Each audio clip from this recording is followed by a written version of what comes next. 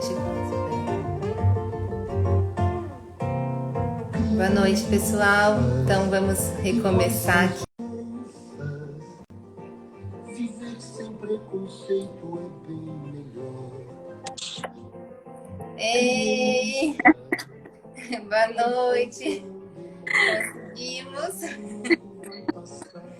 Tudo bem, Keiko? Tudo jóia. Boa noite. Coloquei uma musiquinha para você aqui, ó. Vê se você ouve. Tá vendo? Eu tava CD favorito da vida. A música, né, do Toquinho, que você indicou em um dos posts sobre direitos e deveres, né? Nosso tema de hoje. Obrigada, Keiko. Obrigada por estar aqui. Vou me apresentar também para o pessoal que está chegando. Eu sou a Marina, sou uma das cofundadoras da nossa casa. E para mim é uma grande honra poder estar aqui hoje, né? Ter essa oportunidade de falar com a nossa convidada, com a Keiko. Bem-vinda, Keiko. É um prazer para nossa casa ter você aqui. A gente acompanha tanto o seu trabalho, admira tanto, né? Te admira tanto. E é um presente estar aqui com você nessa noite, falando desse tema tão, tão importante, tão especial.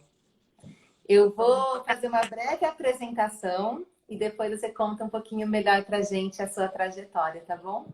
Então, a Keiko é responsável pela cadeira de pesquisa do Canadá. Me corrige, tá? Se eu tiver algum erro. Em deficiência infantil, membro do Comitê da Sociedade Civil Canadense na Convenção dos Direitos da Pessoa com Deficiência e professora do Departamento de Fisioterapia e Terapia Ocupacional da Universidade McGill, no Canadá. Muita admiração pela Keiko, que é uma grande pesquisadora, tem inúmeros artigos na área de desenvolvimento, de inclusão, de participação de crianças com paralisia cerebral e tem feito um trabalho também incrível de tradução do conhecimento. E como a nossa casa, né, Keiko, o trabalho de tradução do conhecimento tem esse objetivo, né, de pegar uma informação mais complexa e transformá-la numa linguagem mais simples, né, e acessível. E você tem feito um trabalho incrível no seu Instagram, então sigam a Keiko, gente, que é demais, a gente adora. E para a gente começar, eu tirei um trechinho lá, como você se descreveu em um dos posts, com tanta humildade, e eu vou falar aqui para as pessoas que estão conosco. A minha filosofia é sobre como humaninhos crescem e se desenvolvem e como diferenças e deficiências fazem parte dessa realidade. E como podemos criar um mundo em casa e fora dela, onde todas as formas de desenvolvimento são justas e aproveitadas em seu máximo potencial. Então, bem-vinda, Keiko, obrigada. Se você puder contar um pouquinho, né, para a gente da sua trajetória, desde a USP, da sua formação, né, como terapeuta ocupacional e essa trajetória toda, né, voltada para esses estudos todos, para esse trabalho tão lindo. Obrigada. Obrigada. Obrigada a todo mundo, todo um monte de gente querida aí entrando. Tem. Fico super feliz de poder participar um pouquinho. Tem sido um trabalho, a gente conversou mais cedo, para mim, contato, a oportunidade de conhecendo um pouquinho mais, voltando às raízes, conversando, estabelecendo essas conversas no Brasil, para mim é muito bom. Uma pergunta, antes que eu esqueça aqui, quais são as músicas que você estava tocando no começo? Sei, no caso. É um disco do Toquinho que ele fez quando o Brasil, lá no eu era criança, de verdade. Acho que foi nos anos 80, quando o Brasil assinou a Convenção, né, do Direito da Criança. Então, Canção dos Direitos das Crianças. E é um CD, na época era um vinil, né? Um vinil. Cada música, cada faixa, os direitos da criança. Super bacana, recomendo, procurem. Canções de Direitos Super legal, né? Tem no Spotify, gente, essa que estava tocando chama Deveres e Direitos. E é incrível mesmo, todas as músicas. E eu não conhecia, conheci pela dica da Keiko, então eu adorei. Eu sou fã do Toquinho. Mas um CD muito fantástico, porque fala sobre isso que nós vamos falar hoje. E muito legal para as crianças ouvirem, né? E estarem por dentro aí, né? Desse assunto. É uma ótima oportunidade. E é um assunto que não, né? Era atual quando eu era criança e continua sendo atual. Continua super atual. Né? Então eu vi, enfim, vamos lá. Então, tô mega prolixa. A pessoa começa a falar, nunca mais para. Então me parem. Eu tô tentando, tô vendo nós queremos é te ouvir. A gente já fez uma live nossa antes, né, Kate? Que é bom que a gente conversa para trocar uma ideia e a gente ficou 1 hora conversando. Mas muito bom, muito obrigada pelo convite. Peço perdão a todo mundo aí pela confusão do horário. Esse o horário de verão, inverno aqui essa semana e eu não tinha. Tudo certo. Bom, eu vou falar um pouquinho rapidinho sobre a trajetória que você perguntou. Então, assim, eu sou terapeuta ocupacional, né? Eu há muito tempo atrás. Nota, né? Eu tô sem filtro. Olha, imagina, sem filtro no Instagram. Não, mas você é novinha. Eu falei, não sou novinha, não. Mas na verdade, assim, o que me inspirou a fazer terapia tá lá na conta do Instagram, mas eu falo rapidinho.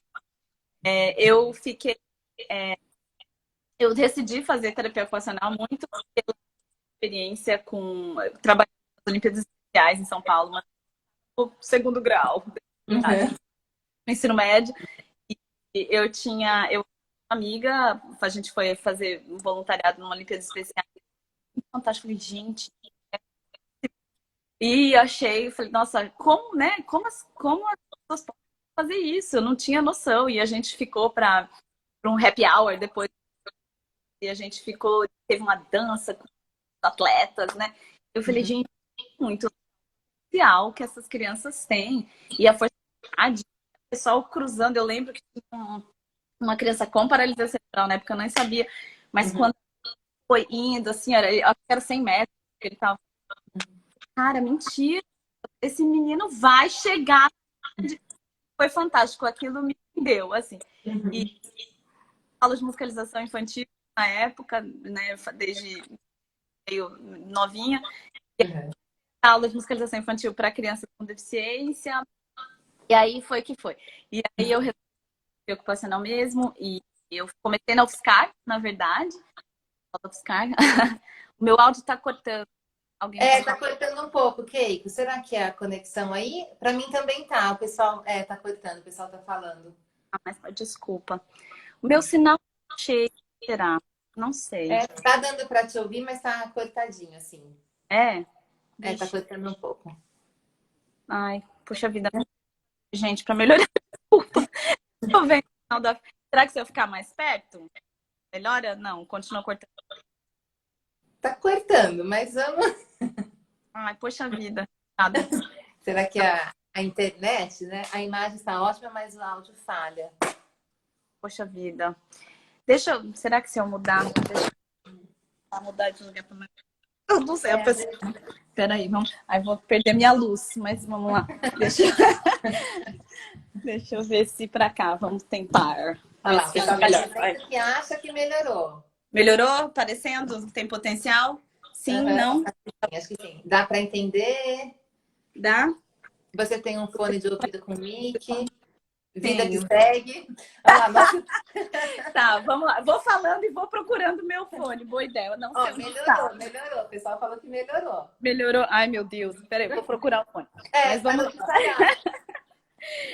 Os planos mais bem feitos, a gente tinha planejado, tinha testado, mas não contava com... Não sei, cadê meu fone, gente? Tá ótimo, Keiko, deu certo. Tá, vamos assim. É bom que a gente conheceu sua casa, fizemos um tour. Pronto, fez um tour da casa. Live é isso, né? 2020 é o ano que a gente conheceu a casa de todo mundo. Melhorou, o pessoal tá dizendo. Pronto, melhorou? Tá, vamos ficar aqui no escritório, então. Nem precisa mais de fone, pronto, tá ótimo. Então pronto. Então, o que eu tava falando? Assim, então eu fiz... comecei meu curso, minha formação lá na UFSCar, e depois eu transferi para a USP, terminei lá, E aí eu sempre tinha essa coisa de querer, né, vir para fora. Teve uma história meio trágica com meu pai também, e a gente queria sair de São Paulo, sair, viemos para cá. Eu dava aula, enquanto eu estava fazendo meu curso de TO, eu dava aula de musicalização na Lara Mara, em São Paulo também, não sei quem conhece. Trabalhei na CD por acho que um ano, tem menos de um ano antes de eu vir para cá, que eu trabalhei não, acho que uns 2 anos, mentira. Na CD e na Lara Mara, como terapeuta ocupacional e como professora de musicalização. E aí eu vim para cá em 2005, vim fazer o meu mestrado e acabei emendando, né? O meu mestrado no início, meu plano inicial era fazer um mestrado com música, né? Eu tinha música, mas aí acabou em outro projeto que estava em andamento com uma orientadora que se interessou por mim, e aí pronto. E eu fiz meu doutorado, e aí emendou num pós-doutorado. Quando eu acabei o meu doutorado, na verdade, antes de começar o pós-doutorado, eu tive essa... Assim, estava começando a falar coisas de tradução do conhecimento aqui, né? E o meu doutorado, minha pesquisa, desculpa, foi em paralisia cerebral e participação em atividades de lazer, né? Os determinantes A gente vai falar um pouquinho sobre isso depois também, né? Se der tempo. Se der tempo, vamos tentar. E naquela época, isso, né, faz um tempinho já, não tinha muita conversa. Essa conversa sobre participação social estava começando, né? E sobre tradução do conhecimento também estava começando. E aí eu tive essa vontade de falar no centro de reabilitação, onde eu tinha recrutado os participantes da minha pesquisa, de conversar com eles sobre o que eu tinha achado na pesquisa, que era uma coisa que ninguém fazia. Porque no meio acadêmico, normalmente acaba, você publica artigos lá em jornal científico e apresenta em conferências, mas não vai contar para as pessoas. Então, na época, né, estava bem começando aqui no Canadá. E quando eu fui para o centro de reabilitação conversar, né, sobre apresentar os resultados, eu vi muito que, assim, as TOs, os filhos, os profissionais, estavam muito interessados, mas, assim, eles vieram e falaram, olha, a maioria deles falou, sinceramente, a gente sabe já que é importante, então, conhece as barreiras, a gente sabe. As crianças que a gente atende, né, os nossos pacientes com PC ou com qualquer outra deficiência, eles querem participar em lazer, todo mundo quer, né? Não tem ninguém que não quer. Mas e a gente vê que e a gente trabalha muito na função motor, enfim, né, nos aspectos do desenvolvimento da reabilitação mais tradicional. Mas o problema é que quando eles querem fazer uma aula de futebol, quando eles querem fazer uma aula de hóquei, né? Aqui tem muito hóquei. Quando eles querem, não tem, a gente não sabe para onde mandar. E aí fica por conta das famílias, e principalmente a minha pesquisa focou em adolescentes. Na adolescência, então, não tem mais nada, né? Quando a criança é nova, às vezes tem na escola uma atividade ou outra que adapta, mas na adolescência acabou, não tem mais para onde mandar. Então, assim, os terapeutas em massa falaram, olha, o problema não é a gente, o problema é a comunidade, né? O problema é que não tem política, não tem programa. E aí foi isso que me intrigou. Eu falei, gente, mas será? Aí eu falei, vou ter um pós-doutorado em política e tradução do conhecimento.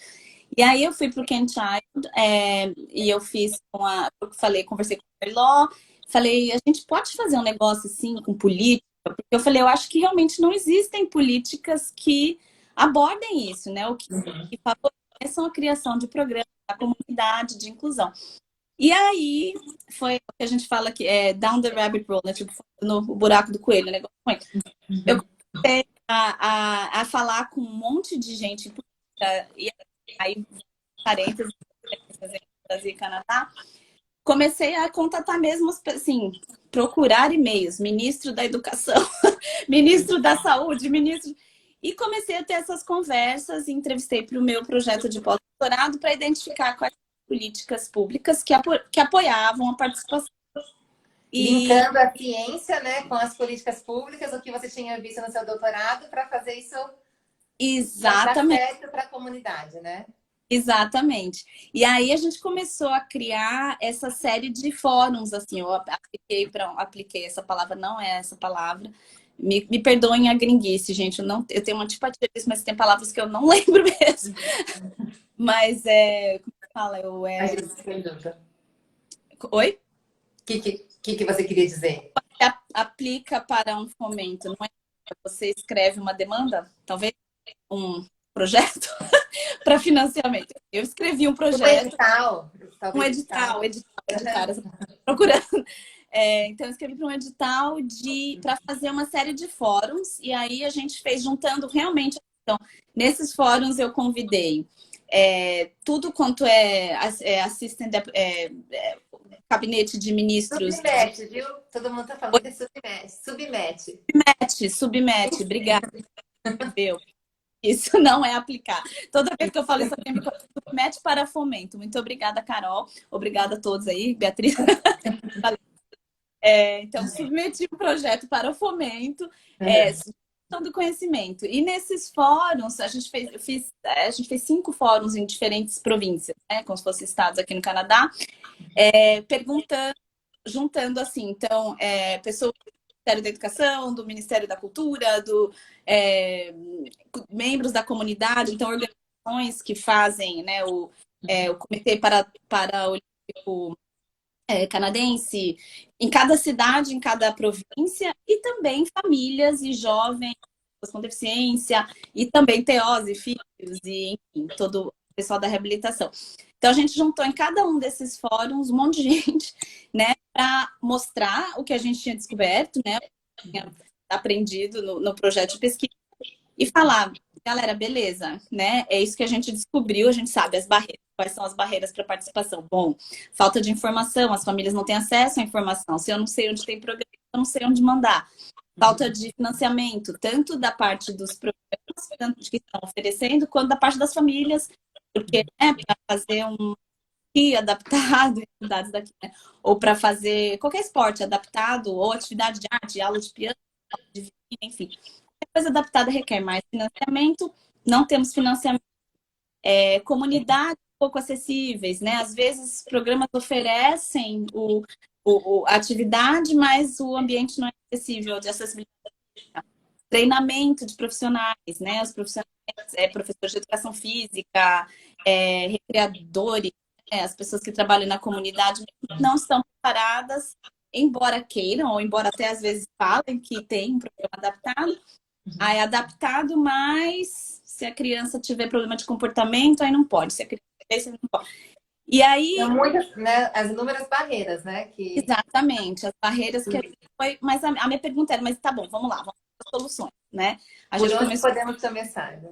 Isso, porque, né, a gente listar problema todo mundo sabe, né? Isso que eu venho aprendendo, assim, mais e mais, e tentando fazer menos e menos, né? Porque eu vou perguntar para qualquer família, né? Não precisa ir longe, né? Pergunta para a família que você está atendendo, pergunta para o seu vizinho cadeirante, pergunta para quem for, quais são as barreiras.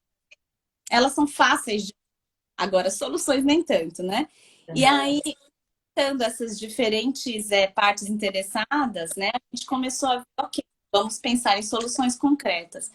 Uma solução que sugeriram nesses fóruns foi a criação do aplicativo, né? Na época também, isso aí, 2012, né? Então, em 2012 estava assim, a coisa dos aplicativos estava começando a ser algo assim super bombástico. Parece que, né, sempre foi, mas não era.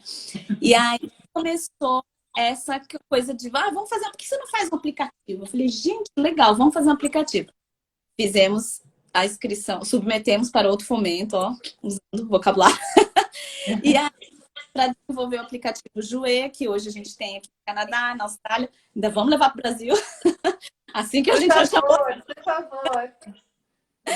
Conta um pouquinho desse aplicativo, Keiko, para quem... Né, não... Sim, o aplicativo, então, porque assim, uma das barreiras que a gente achou que seria uma solução fácil, né? E falo fácil, entre aspas, porque, né, sempre tudo parece fácil, mas nada é muito fácil. É um aplicativo como se fosse um TripAdvisor, um Yelp, sei lá, eu sempre falo desses dois exemplos, mas para as famílias acharem, e para os clínicos também, né? Ou para os educadores físicos, enfim, para localizarem atividades de lazer adaptado e inclusivo, onde vocês então, localização geográfica, e o aplicativo tem melhorado cada vez que aparece um dinheirinho, a gente vai melhorando alguma coisa. Mas, essencialmente, para você filtrar, né? Você pode filtrar pelo tipo de deficiência, então, atividades que têm linguagem de sinais, atividades que têm, que é adaptado para cadeira de roda, atividades pelo tipo de deficiência, mas sempre Sonho. perto. Tá. Que legal, que sonho, que legal isso. Pois é. Então, hoje aqui a gente tem, no Canadá, mais de 3 mil atividades no aplicativo. É gratuito. Todo mundo pode baixar, só que não vai ter no Brasil, né? É o coração. Mas o aplicativo é disponível pela web, pelo iOS, pelo Android, específico para algumas cidades do Canadá inteiro. Então, assim, aí eu tenho estudantes fazendo contratar, traz isso para o Brasil, queremos. Traz pro Brasil, Vamos, por favor. E qual que é o nome, Kate, do aplicativo? chama Jouer, Jooay. Porque jouer é um jogo de palavras, né? Jouer, em francês é brincar e play, né? Então é tipo uma mistura de jouer e play, porque aqui é Canadá e francês. Tem que explicar. E Jouer acabou ornando na Austrália também, porque Jouer o Joey é o filhotinho de canguru, chama Joey, enfim. Então, ornou para os dois países, mas a Austrália é recente. A Austrália começou esse ano, eles conseguiram um fomento também. E um grupo de lá. Mas aqui a gente tem todas as províncias. Então, assim, são 3 mil plus. Assim, cada dia a gente acrescenta mais atividades em todo o país, que as pessoas podem ter um chat no aplicativo, ter uma comunidade no Facebook, para os pais trocarem ideias, para ideias de adaptação, as atividades, enfim. E através do aplicativo a gente fez alguns fóruns, aí vem a parte de política. Eu vou entrar, vou engrenar aqui, porque no aplicativo a gente começou a pesquisa, né, por trás. Então o aplicativo é um serviço gratuito, enfim, né? Todo mundo pode acessar e usar. Mas o que a gente está fazendo com os dados? Então, a gente pega a informação, por exemplo, a gente mapeou, né? Se você olhar no site, você vai ver a densidade, quais atividades. É classificado pelo tipo de atividade. Então, tem artes, esportes, camps, né? Que aqui é tipo colônia de férias, né? E outras coisas. Então, cinema adaptado, sessão de cinema para criança programa na comunidade, grupos de apoio. Aqui tem um negócio que chama Big Brothers, Big Sisters, que é um programa de mentores, né, de pares, né? Então, uma criança de 14 anos vai mentorar, vai ser o irmão mais velho de uma criança com um PC de 8, né? E vai ajudar, vai com ele para vai com ele para o curso de natação, vai com ele para aulas de rock, fazer um papel de um pareamento, né? Então, esse é um programa que tem no Canadá inteiro de vista. Então, tudo isso a gente vai estudando algumas coisas, né? Primeiro, como, né, o uso dos dispositivos eletrônicos, né? Assim, de aplicativo de saúde móvel, né? Acho que vocês então, como que a gente usa mobile health para promover saúde, para promover participação, mas também pelo mapeamento das atividades a gente consegue ver e informar as políticas públicas e direcionar. Então, para dizer, eu fiz uma comparação, uma aluna minha fez, né, olhando onde tem mais atividades e qual é a situação socioeconômica das províncias. Né? E a gente viu que onde tem menos atividade é onde tem mais carência. Né? E aí você fala, no Canadá tem carência? Tem também, gente. Não, no Brasil não não, mas tem, né? Tem diferenças, lógico. Eu sei, toda vez que eu falo em diferença social me dá até um... Mas tem, existe é mais granular, não é tão dramática, mas tem barreiras também, né? Sim. A gente estava conversando de manhã, né? Isso. Lógico que aqui a gente sabe que são maiores, né? A gente vai conversar um pouquinho sobre isso, mas aí você também tem algumas dificuldades, né? Sim. E aí, enfim, né? A ideia é usar isso, né, a informação para transferir para as políticas públicas. Então, a gente pega essa informação que é gerada através do aplicativo, a gente analisa, a gente faz essa comparação com os indícios, index de socioeconômicos das diferentes cidades, né? Comparando, por exemplo, né, os indicadores que a gente usa são a renda, enfim, né, a educação, o nível de educação dos pais.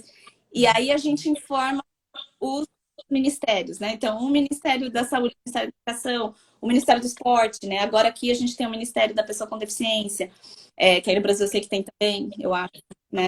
Não vamos falar, não vou falar que eu não... essas conversas direto e aí, índice, obrigada. Carol tá me dando vocabulário. Eu tinha que fazer um glossário. Mas, então, com essa E aí informação... vocês conseguiram mudanças? Vocês conseguiam, uma vez que rastreava-se isso, aí conseguiam algumas Sim, mudanças para os locais que e tinham menos. isso, exatamente. Então, assim, a gente pôde dizer, por exemplo, na nova política, o ano passado foi desenvolvida uma nova política de acessibilidade do Canadá e em algumas províncias também, né? Aqui, enfim, a organização do sistema é diferente, mas então, as decisões de lazer, por exemplo, a educação, lazer e saúde, são a nível provincial, né? Então, o federal dá só uma indicação e a decisão é provincial. Então, a gente conversou para ajudar a informar as políticas de acessibilidade locais, né? Usando essa informação que veio da pesquisa, né? Eu sento no comitê de acessibilidade da cidade de Montreal, por exemplo. E nesse comitê a gente informa o Secretário Nacional de Direito da Pessoa com Deficiência. Exatamente, seria esse o equivalente, né? Uhum.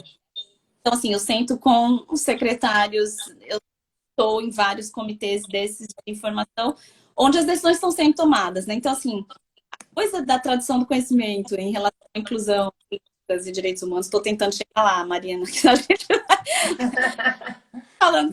Tá ótimo, tá muito bom.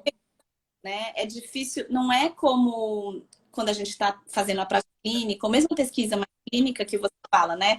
Eu vou fazer a intervenção A e vai acontecer B, né? A tradução do conhecimento no nível mais macro, né? No nível mais social, a gente consegue, não, a gente consegue informar e a gente consegue avaliar o quanto as pessoas estão dispostas a implementar e a gente vai, né, vendo a longo termo, mas o impacto é maior, né? Um pouco, porque você vai vendo que as coisas vão acontecendo realmente, assim, né? De cima para baixo, né?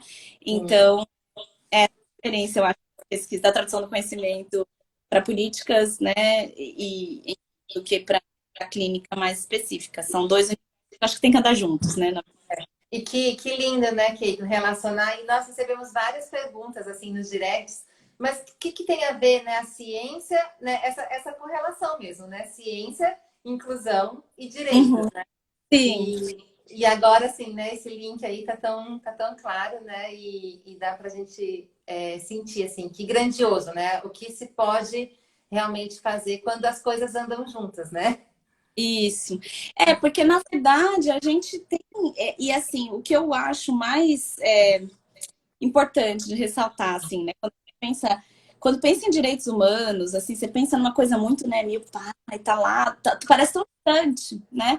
Por isso que eu gosto muito desse CD do Toquinho. Eu acho que esse CD do Toquinho foi muito trazer para a realidade, não, é você mesmo, não é a criança lá da África, que não, é você, criança do Brasil hoje.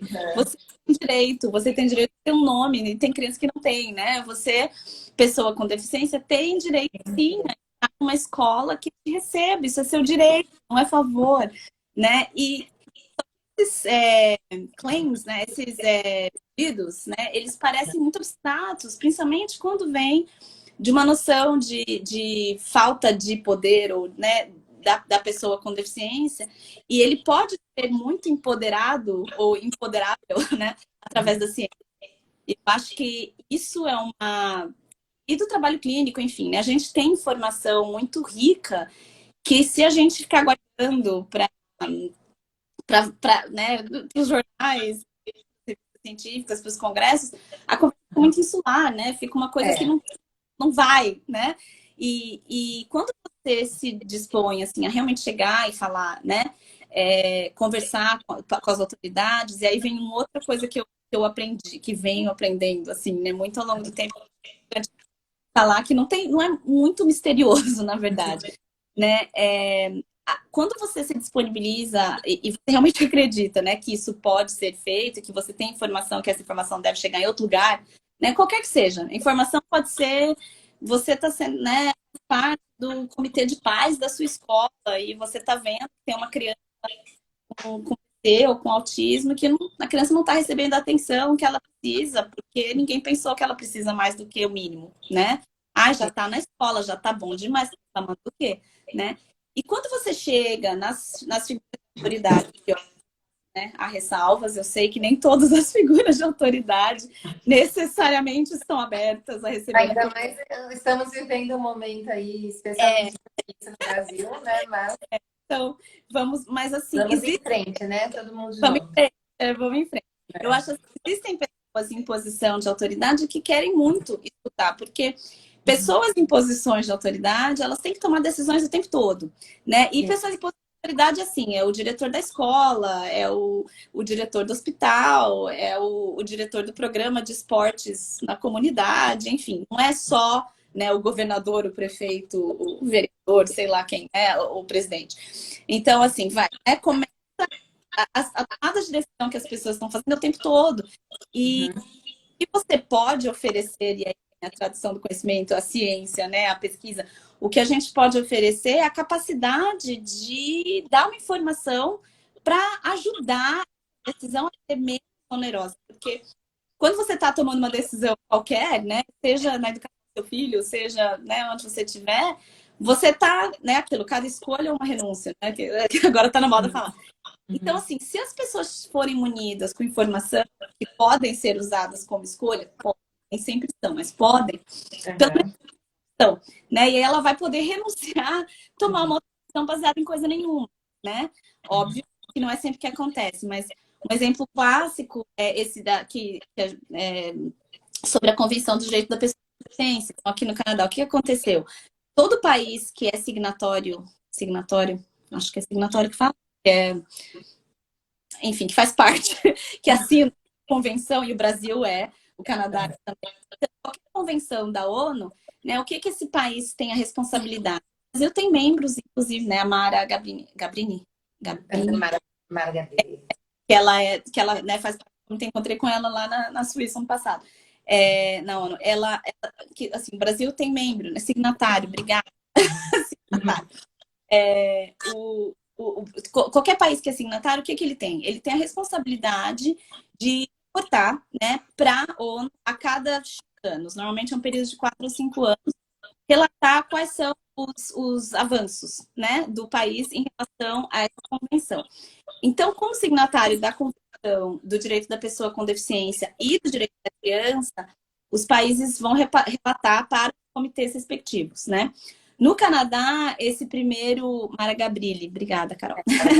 Pois, no Brasil, eu não sei qual é o ciclo que o país está agora, eu até queria checar, esqueci do meu tempo. Mas aqui no Canadá, a gente teve o primeiro relatório da Convenção da Pessoa com Deficiência em 2016.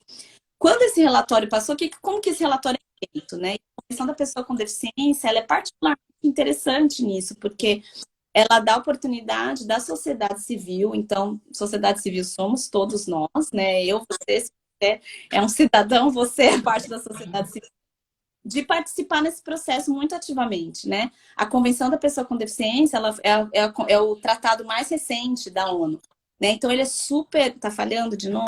Oh, gente, desculpa. Tá. Então, gente, tá Não? falando para vocês, para todo mundo? Porque para mim tá bom. Tô te ouvindo bem. Tá. Vamos ver. Desculpa, Elizabeth, vou continuar.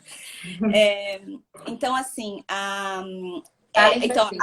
a Convenção a Convenção do Direito da Pessoa com Deficiência, sendo a última, ela teve essa particularidade de pedir a participação da sociedade civil. Né? Então, assim, qualquer organização, a nossa casa, por exemplo, né, teria um papel fundamental em participar desse processo. Como que isso funciona? Então, aqui no Canadá, e todo o país deveria seguir esse modelinho, cartilhinha da ONU, então fiquem sabendo. Tem até um infográfico que posso mandar para vocês, com as datas que a gente fez aqui, para ajudar os pais, as famílias mesmo, a entenderem como que eles poderiam participar no processo. Isso. Porque o que a sociedade civil faz? Né? A gente faz um relatório alternativo, que chama relatório paralelo. Tá? E aí, esse relatório, quando ele foi feito, aqui o primeiro no Canadá, lá em 2015, ele é apresentado, né, inicialmente para a ONU, para o Comitê da ONU, O comitê da ONU vai e apresenta para o governo e fala, ó, é isso que os seus cidadãos falaram que está acontecendo ou não em relação aos artigos da convenção. E aí o governo tem que responder. E aí todo mundo vai lá para a ONU, né? Isso foi aqui, foi o primeiro ciclo de relatório foi em 2017. Todo mundo que quiser. E aí que tá, gente, isso que é louco. É qualquer um, assim, você não precisa, você só precisa ter dinheiro para ir lá. Agora não precisa nem mais, porque agora com Covid é tudo virtual. Online. Acabamos de fazer o relatório da Comissão de Direito da Criança, foi todo online, foi ótimo, pude levar um monte de criança, foi excelente. Porque, né, tudo pelo Zoom. E aí a gente fez, a sociedade, né, vai lá e apresenta, e fala, olha, é isso que está funcionando, é isso que não está funcionando. E nisso, nesse processo, assim, a maioria das organizações que reportam, né, são organizações, ONGs, enfim, né, como a nossa casa, qualquer organização da sociedade civil tem que se cadastrar pela ONU, mas é um processo relativamente simples. Mas o que eles viram nesse primeiro, por um acaso, né, como eu tenho a cadeira de pesquisa, alguém falou, olha, Keiko, não tem nada no artigo 7. Tá faltando no relatório, né? Porque vai artigo por artigo, o artigo 7 é sobre criança com deficiência. E fala, tá faltando informação no artigo 7, tem todos os artigos menos o 7. Será que você tem alguma informação que poderia contribuir para isso? A gente tem que submeter o relatório semana que vem. Eu falei, meu Deus do céu, parei tudo, né? Falei, meus alunos todos, falei, ó, todo mundo parou e vamos fazer isso. E aí a gente, né, peguei. E aí, aí vem a coisa da ciência versus a tradução do conhecimento, né? Porque eu falei, gente, irresponsável, não posso, né? Quem vê meu no Instagram sabe, não consigo fazer um post no Instagram sem colocar umas referências. Falei, eu não tenho tempo em uma semana de fazer uma revisão sistemática, né? De achar. Mas o que acontece nesses cenários? Se você não colocar alguma informação, qualquer outra informação ou não vai ter, ou vai ser o que for, né? Então, a gente pegou, juntei o que eu tinha da minha pesquisa, os colegas que estavam assim, falei, tenho dado para me dar em uma página até amanhã, me dá. Juntamos tudo e submetemos. E foi assim que eu entrei nesse ciclo da ONU, e depois disso, milhões de coisas se desenvolveram. Por quê? Porque a gente foi apresentar, né, eu falei, olha, se você pode fazer uma outra dica que eu daria para todo mundo, assim, né? Acha os seus 3 pedidos top, assim, né? Quais são as 3 coisas essenciais? Quando a gente foi apresentar, eu fiz um relatório, enfim, de sei lá quantas páginas na época, mas quando a gente foi apresentar mesmo em frente ao comitê, eles dividiram lá na hora, enfim, é uma organização que ajusta, né, as aparições perante o comitê. E eles falaram, você tem 2 minutos. Né? Eu falei, meu pai, 2 minutos para falar sobre tudo sobre criança com deficiência no Canadá. Então eu falei, bom, em 2 minutos, qual que é meu top prioridade? Falta dados, né? Eu falei, olha, nós não temos pelo Stats Canada, pelo, né, o BGE equivalente do Canadá, a gente não tem dados separados sobre criança. A gente tem sobre adultos com deficiência, mas não tem sobre criança. Esse para mim foi, eu falei, olha, eu só tenho tempo para falar isso, falo isso, falo. E eu sei que as crianças não têm a mesma oportunidade de inclusão, que é outra coisa que a gente conversou, né? Que aqui, infelizmente, ainda tem um sistema segregado de educação. E a participação na comunidade em atividades de lazer, porque eu tinha os dados vindo do aplicativo e vindo da minha pesquisa. Então, foram as 3 perguntas, assim, os 3 pontos. E esses 3 pontos, de fato, né? A gente, lá na ONU, na hora do intervalo entre uma sessão e outra, porque é a sessão da sociedade civil, depois é o governo, você tem a oportunidade de falar com os membros do comitê. E eu falei, olha, sou pesquisadora, queria falar isso e aquilo. E aí, assim, meia hora de intervalo, sabe? Assim, no cafezinho, pegando as pessoas, assim, no intervalo e conversando. E aí, todos os membros do comitê com os quais eu tive a oportunidade de conversar, falaram, olha, você pode mandar por e-mail? Tá bom, peguei na hora, mandei. E todas essas perguntas que eu fiz, os pontos que eu tinha levantado, que eram todos baseados em pesquisa por um acaso, né? Eu peguei, eles mandaram para o relatório que foi para o governo. O relatório que foi para o governo virou um relatório oficial, né? Porque um documento oficial que o governo tem que responder. E isso virou, óbvio, não vou dizer que foi só por causa disso, né? Enfim, mas virou acrescentou um questionário inteiro sobre criança com deficiência no novo censo, que foi o censo do ano passado. Então, assim, agora nós temos dados.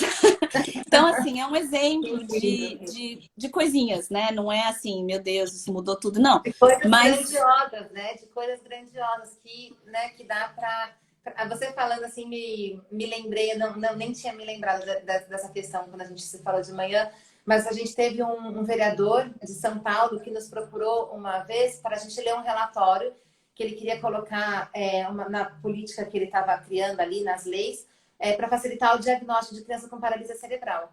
E aí, nossa, quando a gente foi ler, e a gente ficou honrada dele ter pedido, assim, ter mandado isso para nossa casa, mas não era nada baseado em evidência. A gente estava falando assim de reflexos, observação de reflexos.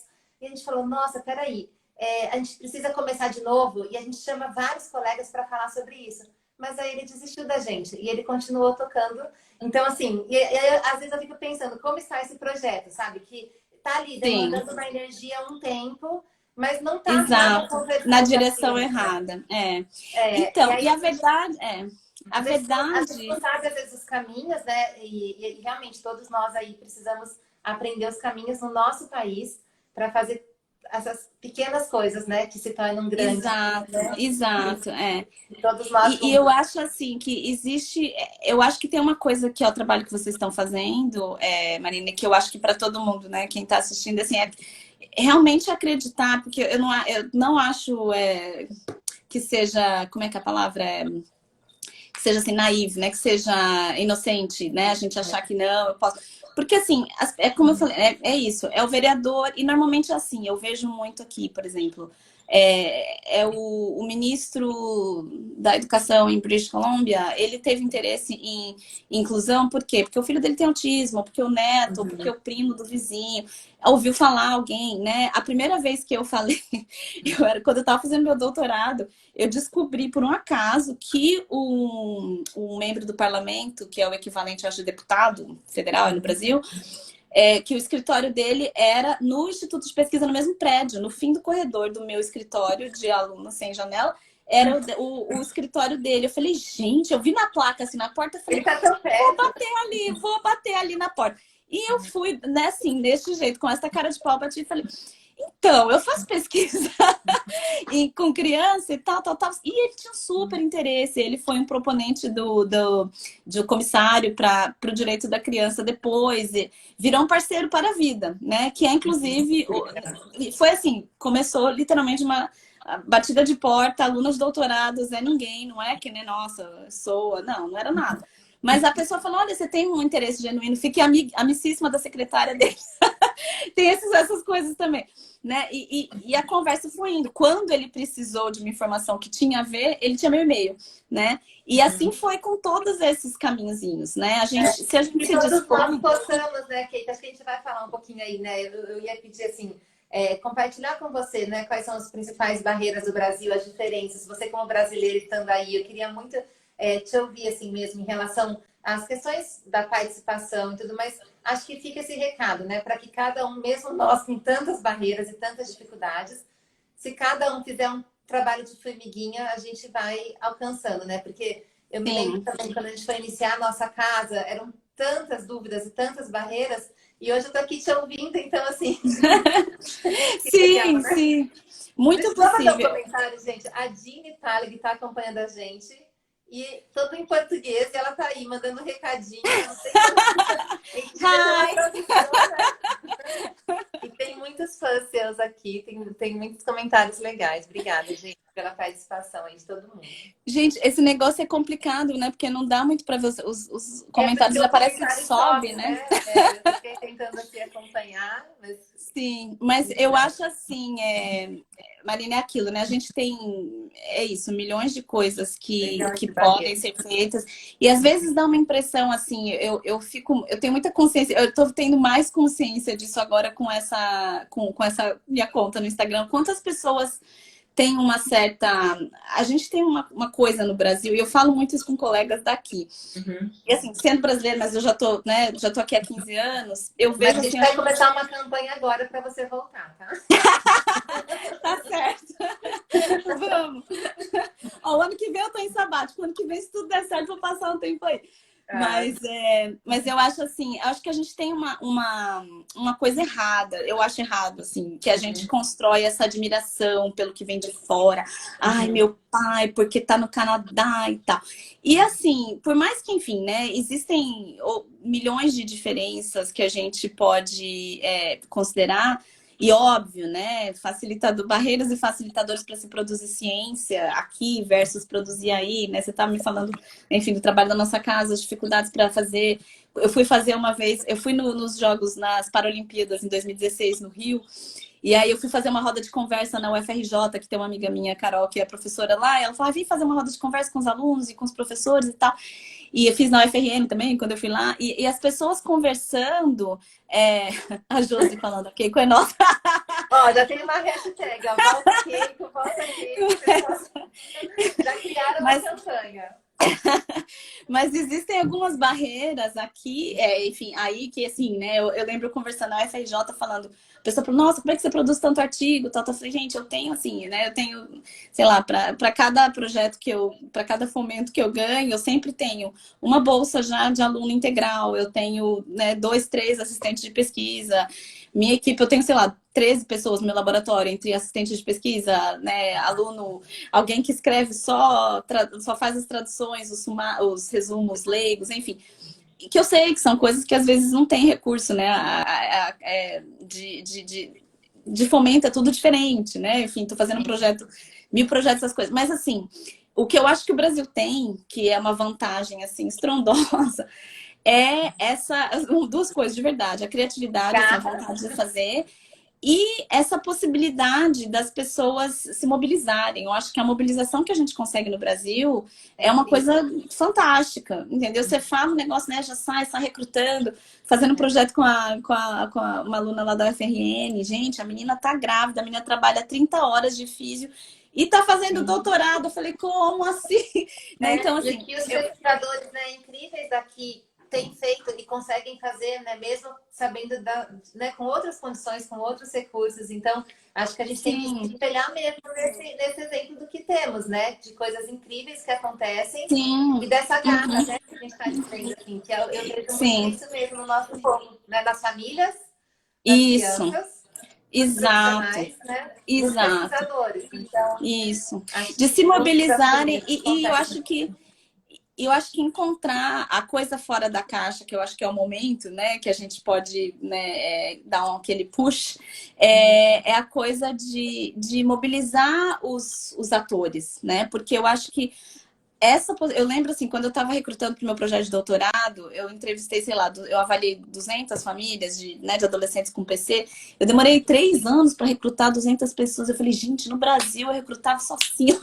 Tem impressão, não sei. Né? Eu falei, se eu chegar a baixar lá na ACD, eu atendia 200 crianças por semana, né, assim, no departamento de tela. Então eu falei, olha, eu acho que a gente, né, tem a possibilidade de... Você tem muito boa vontade, né, assim, para conseguir, né, pra ajudar. Exato. E se a gente conseguir identificar e não ter esse sentimento de underdog, né? Que fala não.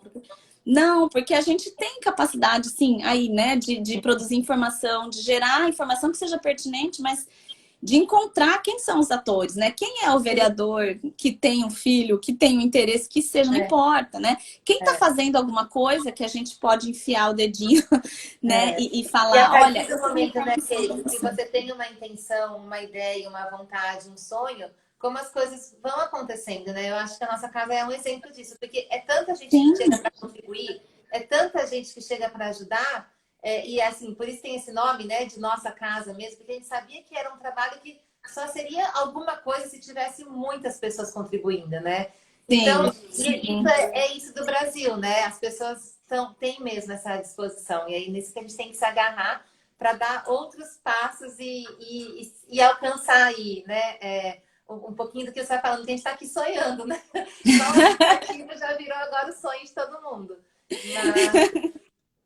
Mas são sonhos possíveis, né? Eu acho assim, a gente tem, por exemplo, o Brasil fez na última convenção, a outra coisa que acontece todo ano, né? É a convenção dos estados, né, dos estados signatários da convenção, todo ano acontece, né, em Nova York.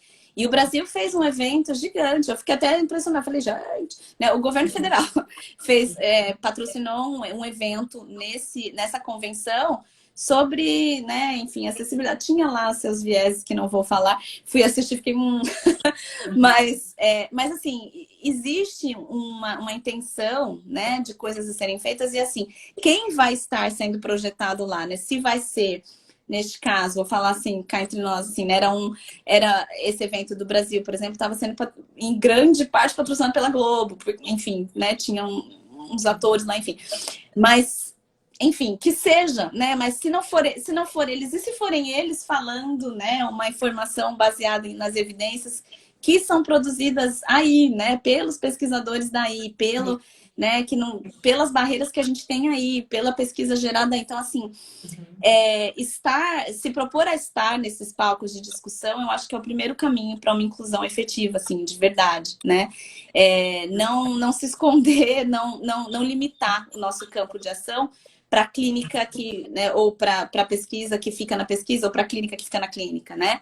Porque as crianças, as famílias estão aí no mundo, né? São os pais e mães, são cidadãos que têm que votar, né? Eles têm um poder ali na mão que você pode usar como vetor, né? Não é errado, né? Tanta gente usa tanta gente para tanta coisa errada, né? Você usar, entre aspas, né? Poder, né? De cada um, né? Exato. Com informação, né? Informação é poder.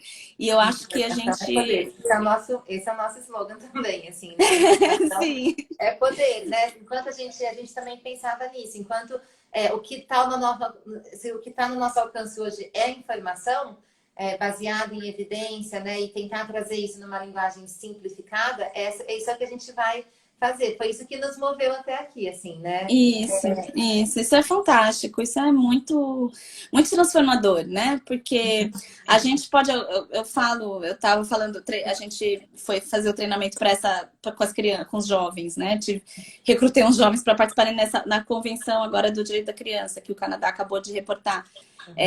E aí as crianças estavam nervosas, os jovens, não pode falar criança, os jovens, porque eram jovens, o mais novo tinha 12 anos, mas estavam nervosos e tal, porque eu vou falar, eu falei, gente, o membro do comitê da ONU, o diretor do comitê da ONU, ele é só uma pessoa, né? E no caso, né, ele é só uma pessoa, é um professor, é um terapeuta, é um psicólogo, é uma mãe, um pai, como você, né? Como a sua mãe, e o que eles querem é te ouvir, né? Então, assim, se não for você falando, vai ser alguém falando uma coisa que não é importante para você, então por que não pode ser você, né? E isso, né? Foi lindo, assim, os depoimentos das crianças foram fantásticos no comitê, assim, foi...